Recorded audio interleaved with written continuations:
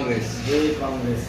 ఈరోజు press meet పెట్టడానికి ఉద్దేశం ఏంటంటే, కొందరు బీఆర్ఎస్ నాయకులు ప్రజాక్షేత్రంలో వాళ్ళ నాయకుల మెప్పు పొందడానికి ప్రెస్ మీట్లు పెట్టి ప్రభుత్వం మీద, ప్రజాక్షేత్రంలో మేము ఉన్నట్టు ప్రజా ప్రభుత్వం మీద అన్ని కలబోలు మాటలు చెప్పి ఏదో వ్యతిరేకత క్రియేట్ చేయాలని చూస్తున్నారు.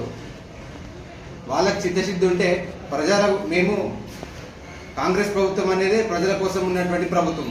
కాంగ్రెస్ ప్రభుత్వం అంటే కర్షకుల ప్రభుత్వము, రైతులకు న్యాయం చేయడంలో ముందున్నారంటే కాంగ్రెస్ ప్రభుత్వము.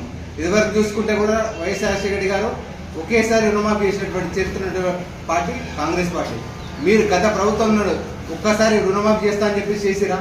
ఇప్పటికీ బ్యాంకర్లలో లోన్లు మొత్తం మాఫీ కాకుండా రైతులు బ్యాంకుల చుట్టూ తిరుగుతున్నారు. మిత్తి కట్టలేక వాళ్ళు ఎంతో ఇబ్బంది పడుతుంది. దాని గురించి మాట్లాడదాం, చర్చకు రండి.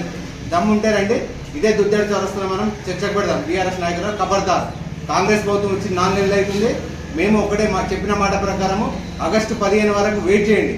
ఆ చేత కాకుండా ఇట్లా మీరు ప్రతి విషయంలో కూడా ప్రభుత్వాన్ని వ్యతిరేకిస్తామంటే అది మీ చిత్తశుద్ధికి వదిలేస్తున్నాము.